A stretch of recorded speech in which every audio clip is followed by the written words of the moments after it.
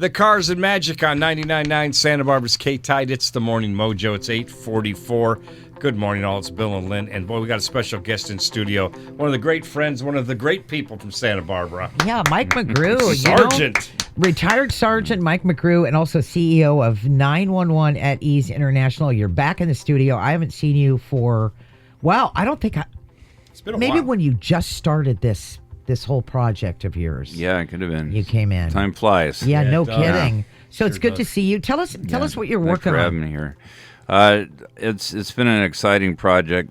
Since I retired from the police department, I served there for 31 years and began a program called 911 at Ease International, which is a nonprofit that helps first responders with post-traumatic stress.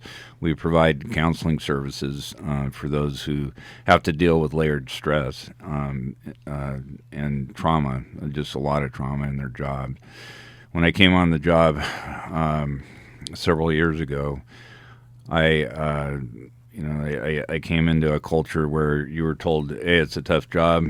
Go out, do your best, Deal with it." Yeah, suck it up." Sure. And so you do, and you think you're strong enough that things aren't going to affect you the way that they eventually will.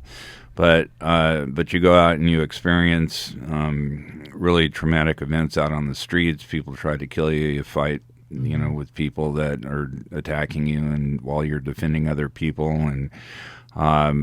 and then you deal with these cases that are just heartbreaking, where it just takes a piece of your heart Sure. that you're never going to get back, and so that layered trauma will grab a hold of you eventually. That kind of thing stays with you forever. Yeah, I mean, forever. you probably remember. Absolutely. You remember cases probably that were. I do. Yeah, I bet.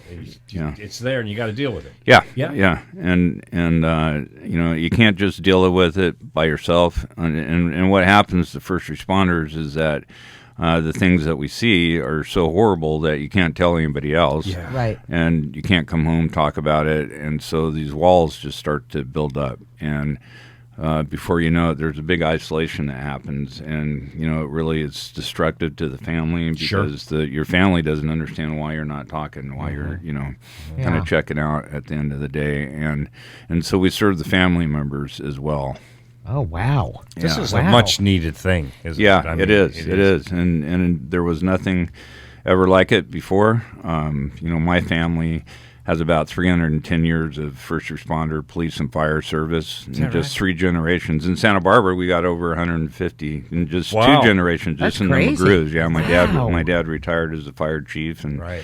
and my cousins are all police officers, and uncles are firefighters. So I grew up in it. I lived it. I saw the effects that happened to my family, but little did I know that it was going to happen to me as well. Yeah.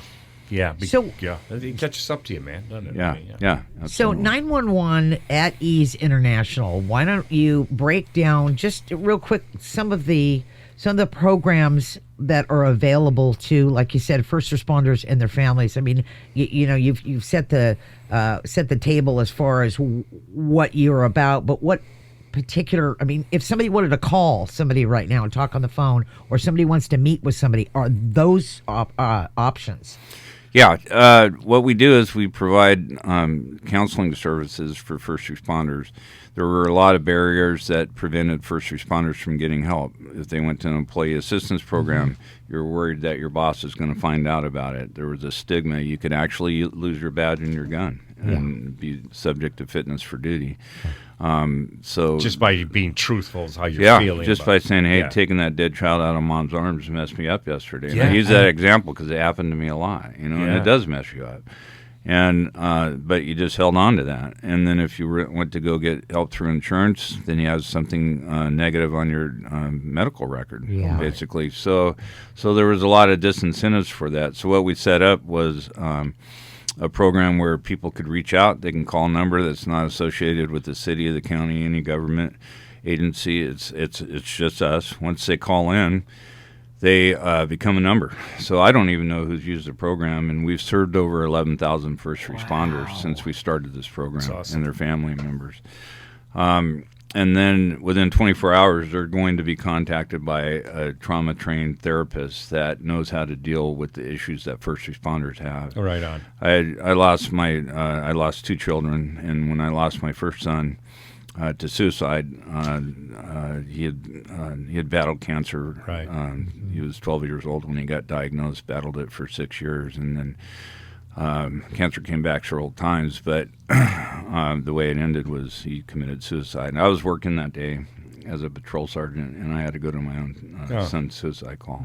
Oh, my. And I reached out and to a grief counselor, but I wasn't just a grieving father. I was a cop at that time that had 20 years worth of just really dark things that I don't think the counselor was ready to hear or know how to deal with, as far as trauma, because grief is something that hits every fracture in our foundations. It happens to all of us, right?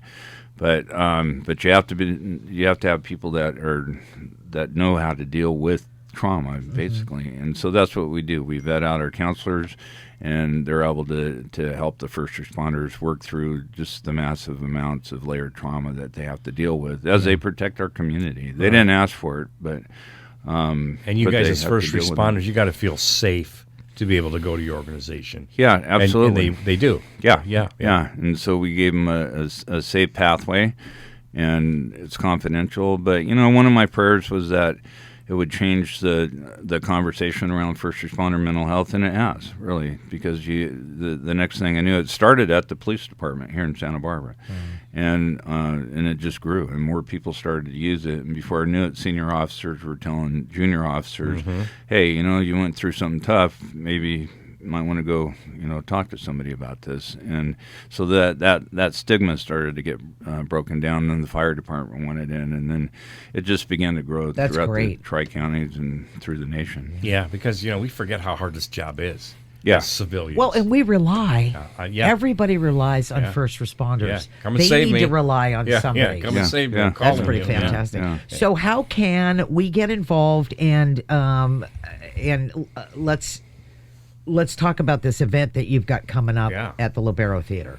Yeah, we're funded entirely by the community support, so foundations and donations that come in through the community. It's a wonderful way for the community to become involved and to keep our first responders strong, so that when they're out there serving and you do call 911, you get somebody that's pumping on all cylinders. Right. They're ready to make those life and death decisions.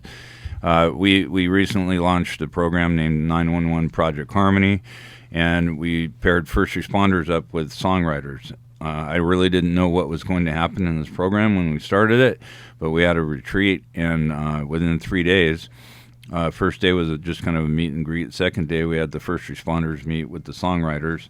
They told their testimonies.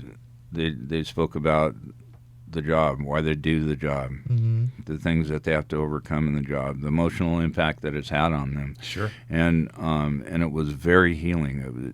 But what happened was that the music became the center of the conversation. And so these songwriters who did not know the first responders were able to get into some very deep places with the first responders. It just broke those barriers down. And just by writing lyrics of a song.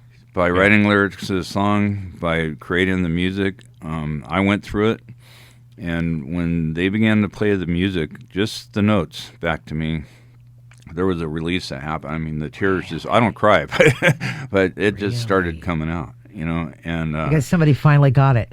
Yeah, and they hit, and so Hannah Griffin wrote the song that it's called At Ease, and so Lois Mahalia, who's a local artist, wonderful lady, also got a hold of that song as well, and it's a beautiful song. And every time I hear it to this day, it still brings healing to me. There. Yeah.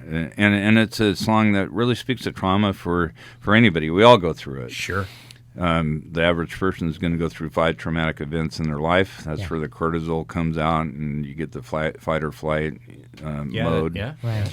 But a police officer is going to have over 200 in their career. Yeah, easy. Yeah. And so there's a lot of long-term effects that happen because of that, because that cortisol is coming out, and it creates, it's good.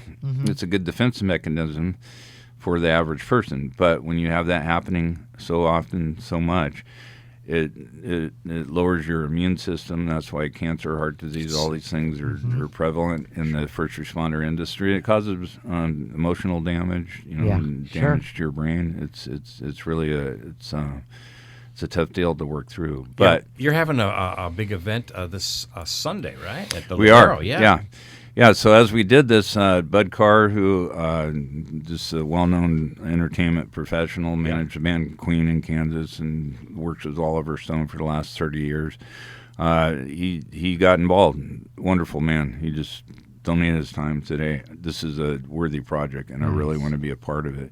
So they filmed it. We had UCSB students from the UCSB Film Studies and Media Department that came out, and a man by the name of Ethan Bomey edited the film. And Ethan, and I always say his name wrong, is Boehm, but Ethan Boehm, who works for Jeff Bridges and Andy Davis and does a lot of high-end movies, edited the film. It came out to be this amazing documentary. So it shows the first responders' hearts.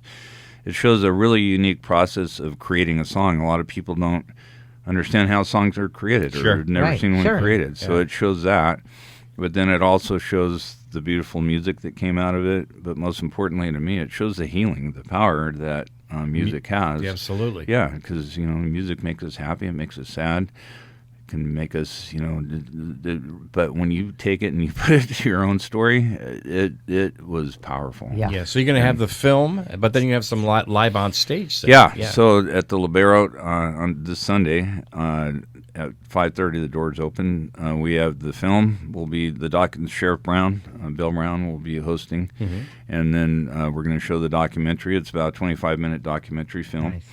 And then after that, Bud Carr will come out and say some director comments, and then we'll have some of the songs that were created at the event performed live on stage. Oh, how cool is that? Yeah. With the first responder and the songwriter together? That's nice. Yeah. That's very cool. Yeah. I love that. Yeah. I love So that. can you get tickets through your organization or go direct through the Libero? You can go right to the Libero, and it's 911 Project Harmony, or you can go on our website, which is 911aei.org. Okay. And we have it on our website, by the way, at ktyd.com. Yes, we sure do. Just go to the events page and click away. And, Mike McGrew. Yeah, good man, man. First of all, thank you for being here this morning, but thanks for doing what you're doing for this community and healing not only you, but through you, others. Yeah. So thank you for doing that, and you're welcome back here anytime. Yeah, I Anytime, really Mike. appreciate it. Thanks so much for having me today. Thank you, Mike. Appreciate you. This is